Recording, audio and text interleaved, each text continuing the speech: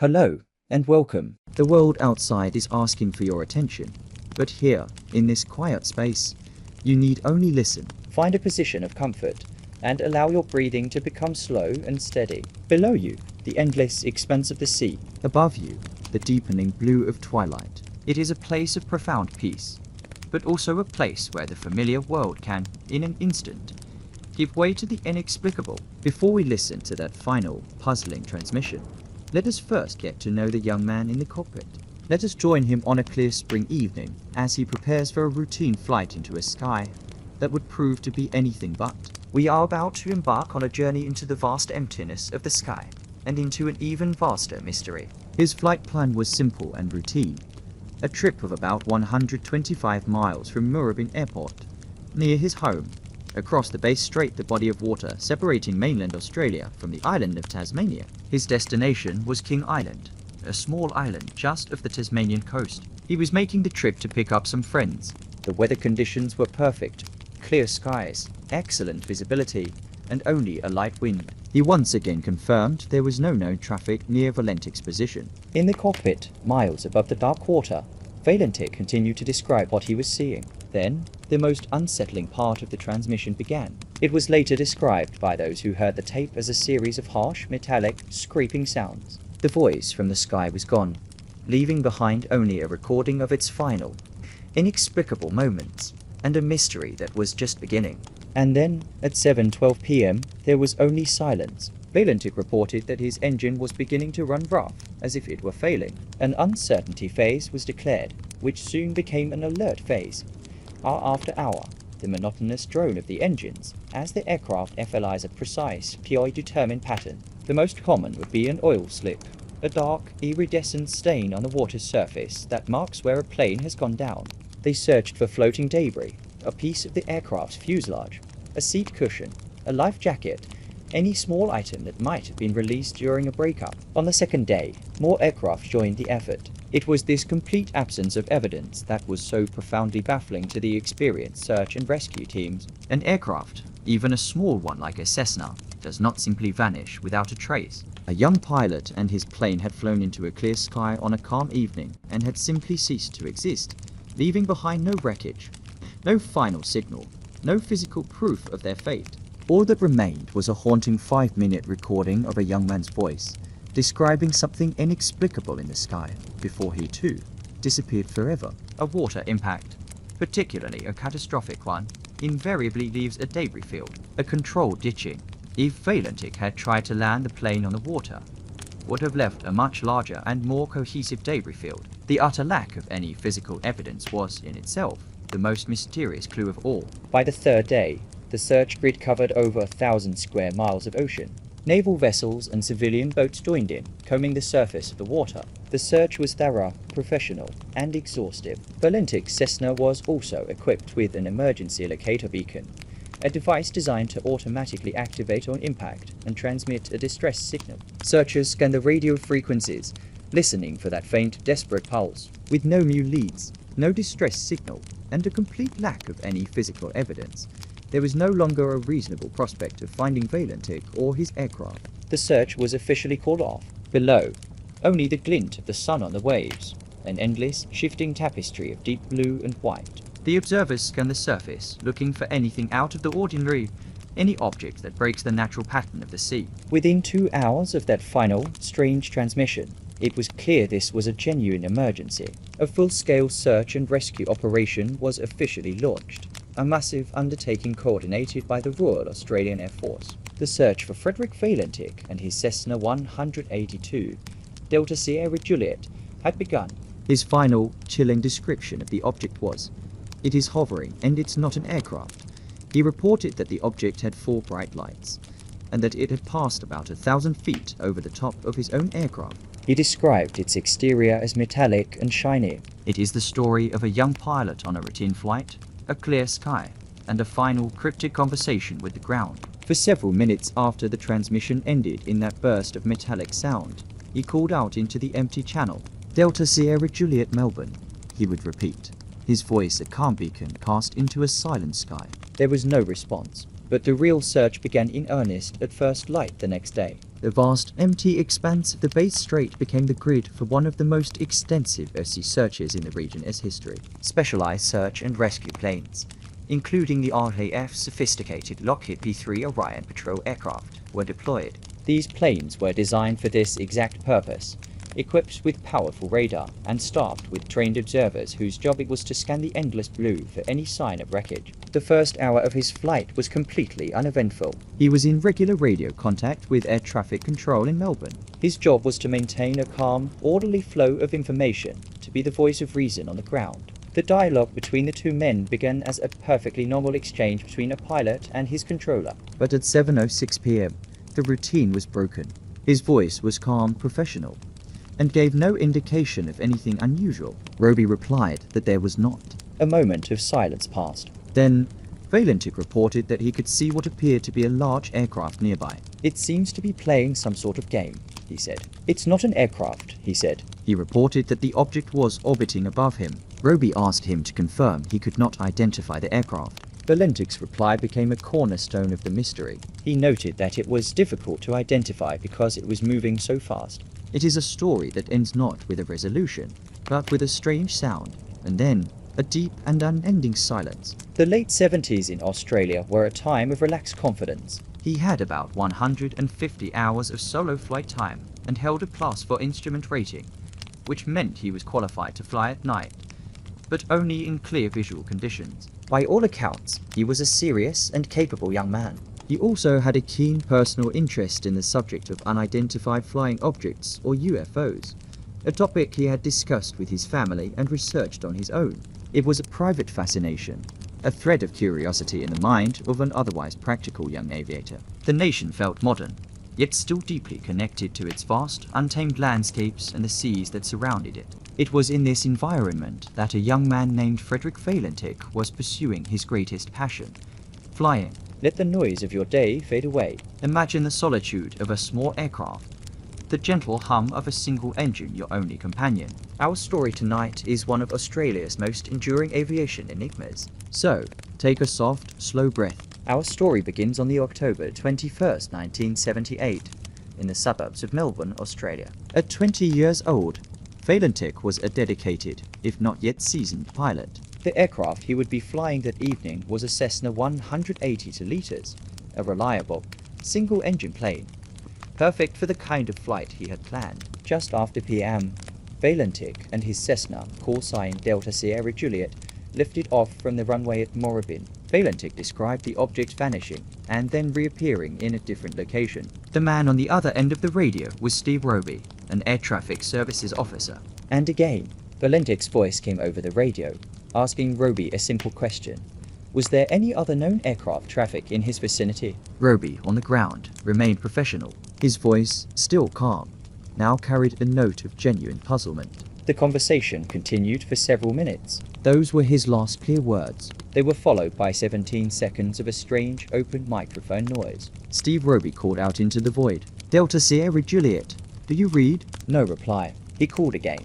On the ground, in the quiet of the Melbourne Air Traffic Control Room, Steve Roby continued to follow procedure. What began as a communications failure quickly escalated. The initial efforts started that very night, with aircraft dispatched to the area of Valentich's last known position. But the mystery had only deepened. Imagine the view from one of those search planes. They were looking for the telltale signs of a crash, but they found nothing. As the first day ended with no results, the search area was systematically expanded.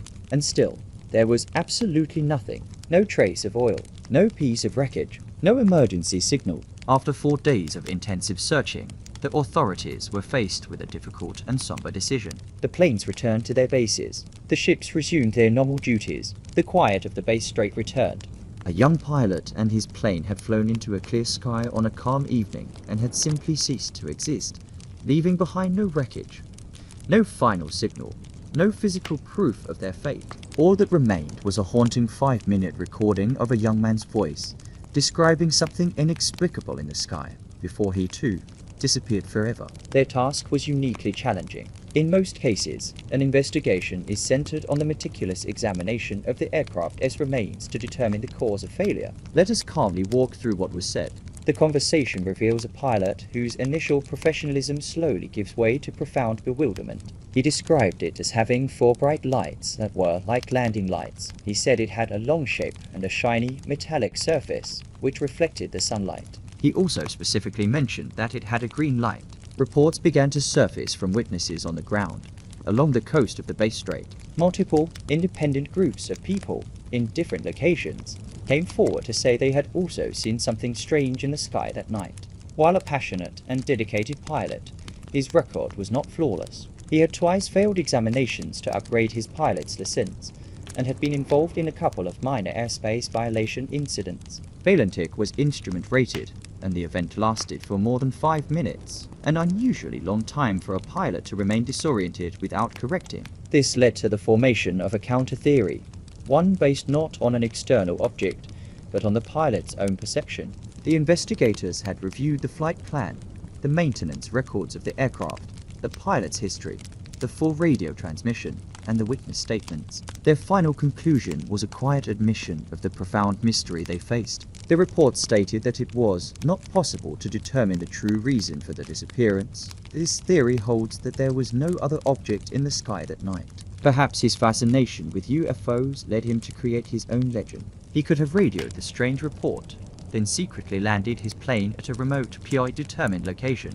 This theory is fueled by reports that a small plane did make an unauthorized landing on Cape Otway around the time of his disappearance. It is a perfect mystery, a set of facts that can lead a rational mind in 2 completely opposite directions. You are not asked to solve the puzzle of Delta Sierra Juliet. You can simply let the question hang in the vast, quiet space of the past. One path leads to a story of human error and a tragic accident. You can let the static on the radio dissolve into silence. There is only the quiet of your room, the comfort of your bed, and the gentle pull of sleep. The other leads to a story of an extraordinary encounter that defies our understanding of the world. With no final evidence, the choice of which path to believe is left entirely to us. However, there is no hard evidence to support this. No preparations for a new life were ever discovered, and it would have been an incredibly risky and elaborate hoax to orchestrate. It suggests that Valentich, a relatively inexperienced pilot flying over a featureless sea at twilight, became a victim of spatial disorientation. It has become an iconic story in both aviation and UFO lore precisely because of its unique evidence. It is not a blurry photograph or a second-hand story. His father, Guido Valentich, never accepted that his son had crashed. He spent years searching for answers, firmly believing that Frederick had been captured by a UFO and was, perhaps, still alive somewhere in the universe. It is a testament to the human need for hope in the face of a void. The legacy of Frederick Valentich is not of a crash, but of a question mark, hanging forever in the empty sky over the Bass Strait. It is an official audio recording of a pilot, in real time, calmly describing an encounter with the unknown in the final moments of his life. That the strange lights he saw were perhaps his own, reflected on the water or the canopy of his cockpit. That the orbiting he described was actually his own aircraft entering a graveyard spiral, a fatal, descending turn that he did not perceive. The engine trouble and the final metallic sounds could have been the sounds of the aircraft breaking apart under extreme aerodynamic stress. It is a rational, scientific explanation, but one that struggles to account for the 5-minute duration of the encounter or the corroborating witnesses on the ground. It was officially closed with the verdict, cause unknown.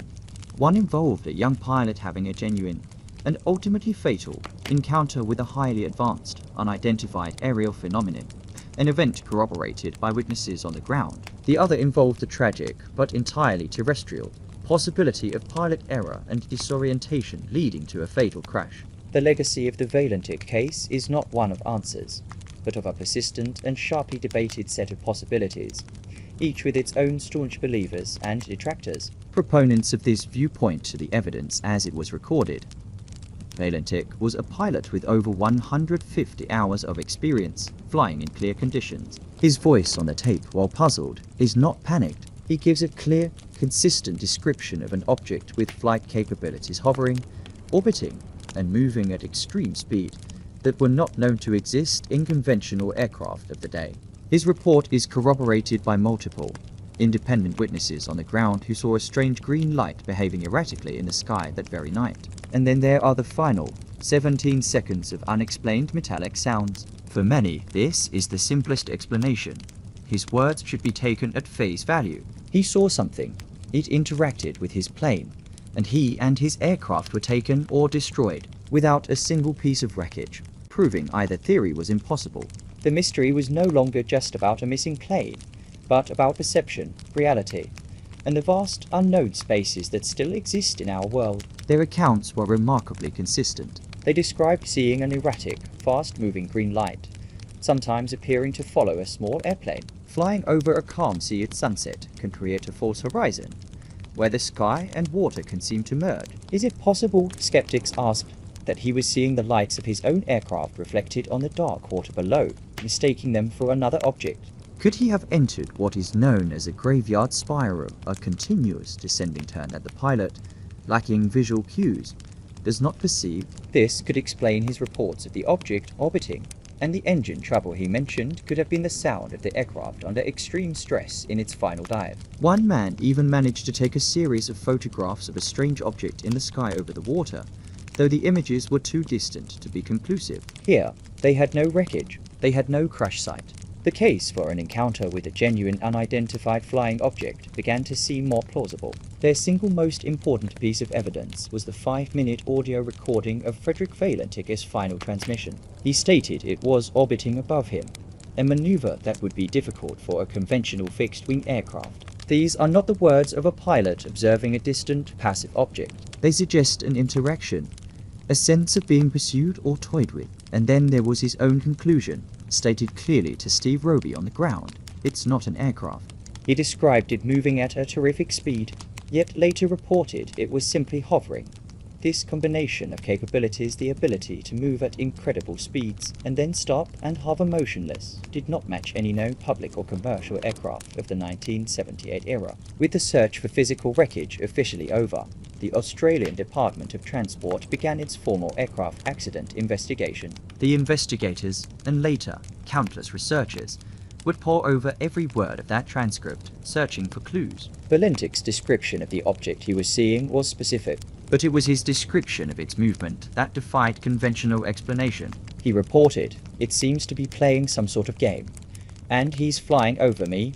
His subjective statements are just as puzzling. As news of Valentich's disappearance and the strange transcript became public, another layer was added to the mystery. These eyewitness accounts, while anecdotal, seem to corroborate Valentich's own report of a green light and an unconventional aircraft.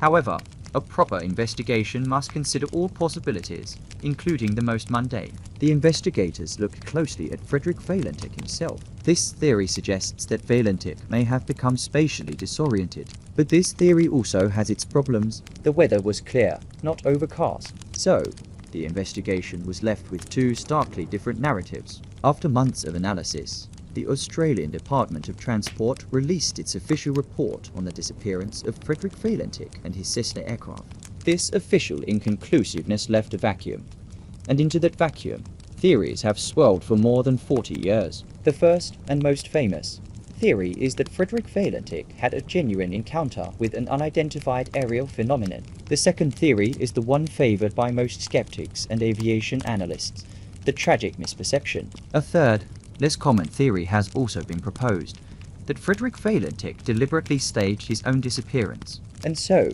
the Valentich case remains frozen in a state of perfect ambiguity. For his family, the uncertainty was a burden they carried for the rest of their lives. The story of Frederick Valentich is a journey to the edge of the known world. But unlike the investigators and the researchers who have puzzled over this case for decades, you are not required to choose a theory. You can let the sound of the engine fade. Rest now. Good night.